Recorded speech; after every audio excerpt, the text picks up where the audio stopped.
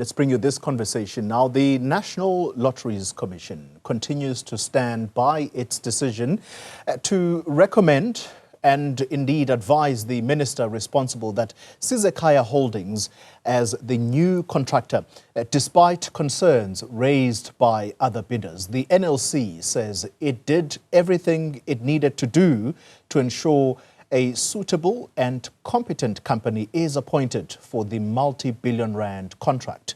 Now, multiple reports suggesting the Deputy President, Paul Mashatile's sister-in-law, is involved in the company that got the contract.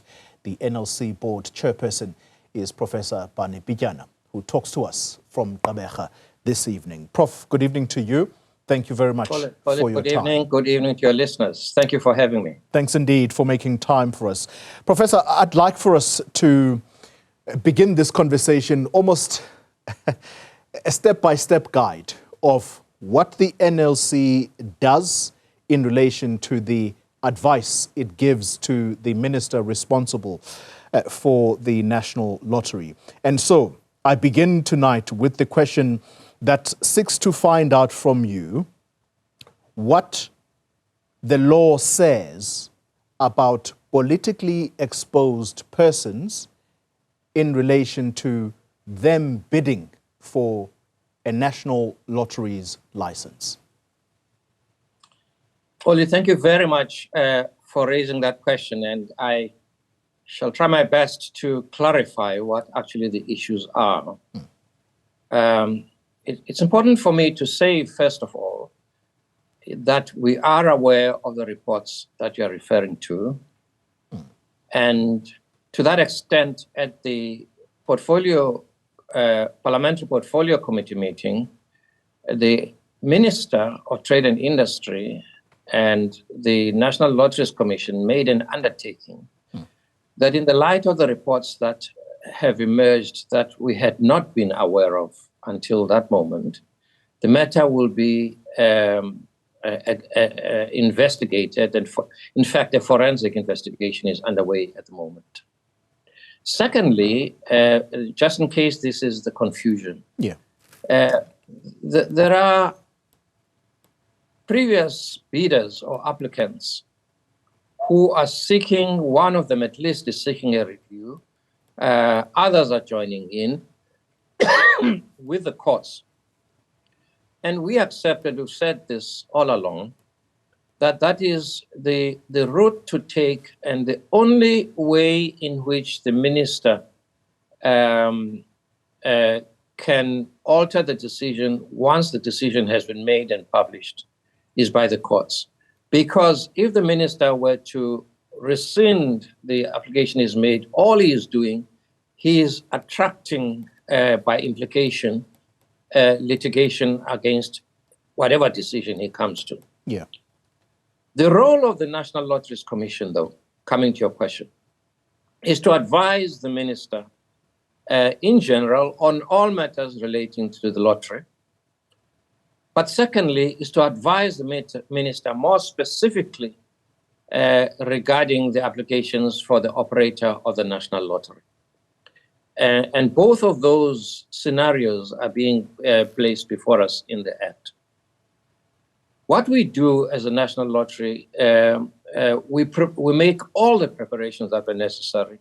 We make sure that the system is completely foolproof from the moment the request for proposals is made to the moment when the adjudication committee, which, by the way, the board of the National Lotteries Commission actually constitutes the adjudication committee. The setting up of an evaluation committee in whatever way is best available at that time. Until that time that the adjudication committee prepares a report to the minister. Now, it's very clear that the adjudication committee is not required to make a choice between various bidders. Yeah. The adjudication committee is only requested to put before the minister all the facts relating to all the applicants, and may point the minister to a preferred bidder but they must actually state what the reasons are for all of those. The idea is that the decision maker in this matter is the minister. Mm-hmm. The minister then takes that report and, in fact, as happens in this case, gets his own experts who advise him on all the matters that have been placed in order to enable the minister to make the decision that is appropriate for the minister to be made. Even then, it is the minister who makes the decision. Okay. So what has happened now, all I want to say for now, really, is that one, there are matters that are before the courts, and therefore it's very unlikely that until that process is done, there will be any action once the minister has made his decision. I want to say, secondly, the minister has requested the board to investigate the complaints that have been lodged in terms of the media that you've referred to. Mm-hmm. And that investigation is underway. Once the investigation is done, which we hope will be done in a very short period of time, the minister will receive the report, and even then the minister will make his own decision. When did this investigation start, Professor? We were with the portfolio committee on the 24th. On the 26th, the minister wrote to me instructing us to institute an investigation. On the same day, I requested the commissioner to set in motion the investigation as is appropriate, whether it's forensic or whatever it is. The commissioner has done that, and we are now awaiting the result of that investigation. All right. So this investigation by yourselves would have started on the 26th, which was... 26th, that's correct. Which was Thursday, last week, Thursday. Yes. That's correct. Okay. All right. I've still got to press you, though, Professor, on the explicitness of the law that governs the National Lottery. And I want for you to give a crisp answer, if possible. Does the law allow for politically exposed persons to bid for the lotto license? That's the question. If I may say so, nowhere does the law say that. And that matter, I presume, is one of the matters that are in dispute. The Act does not say that. The Act says that no political party or anybody who is an office bearer in a political party may benefit from the proceeds of the lottery. That's how the Act is stating it. It doesn't say politically exposed people. That is not the matter at this point. What is at point here now, in terms of the law, it's got to be any member, any political party, or an office bearer in a political party may be a beneficiary of the proceeds of the lottery. All right. Let's then try and move with that thread, Professor. I'm going to mention a person's name here because that is what the content of media reports have been saying. And I'm going to quote from an article from News 24. And they mention the name of Kumo Bogatsu. This is understood to be the twin sister to Deputy President Paul Mashatile's wife. Now, at some point in the article, the Deputy President, the report says, claims that he was unaware of Bogatsu's participation in the lottery's bid. In other words, his wife's sister. He wasn't aware that she has an interest in Sizekhaya Holdings, which is the company that has won the lottery license. Now, I go back to your word, one of the words you said, that the system you as the NLC, you've got to make sure that it is foolproof. Can you say that without a shadow of doubt, that the system is foolproof? With respect, Xoli, I have indicated to you that that matter is under investigation. Yeah. I must not preempt the investigation. I'm not doing the investigation. And if I'm required to, I will give an opinion to the investigators. They have not yet asked me.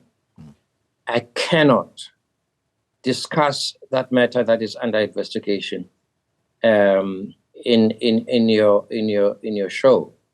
That would not be appropriate, in my view. The minister, this is now the executive authority, Minister Pakstau. As Correct. you say, he's instructed that an investigation be conducted, and this is the forensic investigation that you say is currently underway. I understand you can't get into details here, but does that give an indication that we could possibly see a review? I know I'm pushing my luck, but I've got to ask it anyway. Xoli, the minister made an undertaking to the portfolio committee on the 24th of June. The National Lotteries Commission also undertook to investigate the matter. The minister, in pursuit of his undertaking to the portfolio committee, instructed the National Lotteries Commission to pursue an investigation on that matter. We cannot, therefore, until that investigation is complete, I hope it will be completed in a speedy manner, because this matter obviously is attracting a lot of interest. It's not doing any good for the reputation and the integrity of the National Lottery. That, of course, worries us. And so, yes, we do worry about the fact that all kinds of speculation arises from this. So we'd like to put this matter at rest. So, yes, we must, once that investigation is done, reported to the minister must make up his mind as to how. The minister has got an option, by the way. The minister is, in terms of the RFP, can go to the next preferred bidder that he has determined at any stage. If contracting with what he regards as the preferred bidder is not satisfactory, he can go to the next bidder. Interesting indeed. Professor, I won't keep you any longer than I have. I've got to conclude the conversation on this score, though, that we all know the reputational harm that the Lotto has suffered on previous occasions. This is now to do with monies that are disbursed to initiatives that have to do with making sure that communities benefit. In particular here, I know that, for example, this week, the National Lottery has contributed to the disaster that has happened in the area of Umtata. And these are the initiatives that you ordinarily should be investing your energies in. But in the not so distant past, we have seen the NLC involved in very, very controversial matters as to the disbursement of funds. Reputational harm, do you believe that if this ends in a review, if this ends in Sizekhaya possibly being withdrawn, is that not going to further harm the reputation of this organization that you lead? Let me just say, as a preliminary to your point, Xoli, I have, with the commissioner, just been to the area of Umtata. We had an audience with the king of the Abatembu, in whose area the deluge of floods caused havoc and a lot of damage. What the board of the National Lotteries Commission, once they had received a report from the staff of the commission who investigated what actually had happened there, the board then made a grant from the research-based funding of the commission of 10 million rand to intervene in disaster relief in the area, and appointed a long-serving a non-governmental organization called Small Projects Foundation to administer the fund and to be the implementers thereof in the area. We had a meeting with the King and the King's Council in Umtata on Friday, yesterday, not day before yesterday. And the King welcomed the support of the National Lotteries Commission, and welcomed because it was the King in the first instance who approached the National Lotteries Commission when he felt the pain of the people that are under him at that time, and requested that is there anything that the National Lotteries Commission can come to help the people in this area? Yeah. So that's how we got to intervene. We have no reason to believe that any of the funding that has been made available for this through the SPF will be misused. And we believe that the SPF are people who have very, very clear processes of operation and have got a long history of operating with integrity. We trust them, and we really do believe that they will be able to work alongside the King and the King's Council to give support to the people. Yeah. We went also to see for ourselves the plight of the people who have been there. We spoke to the fetch and carry police who are still searching for missing people. We went to the church hall where about 150, if I'm not mistaken, people are staying day in and day out with nothing to support them in any manner whatsoever. So at the height of what we're trying to do, and this is what we are there to do, is to support those who are needing resources to do worthy good causes. Yeah. And we think it was only appropriate that we do so in that case. Yes, we are concerned about being judged about the integrity of what we do. Yes, we have no desire that the work that we do, that we believe is absolutely essential for the people of our country, to be doubted in any manner whatsoever. And we have committed to the people of this country that under no circumstances under our watch we will ever find ourselves repeating the disasters of the past. Professor, thank you for asking that question, Koli, because it's a very, very important question that I think we must always be accountable for.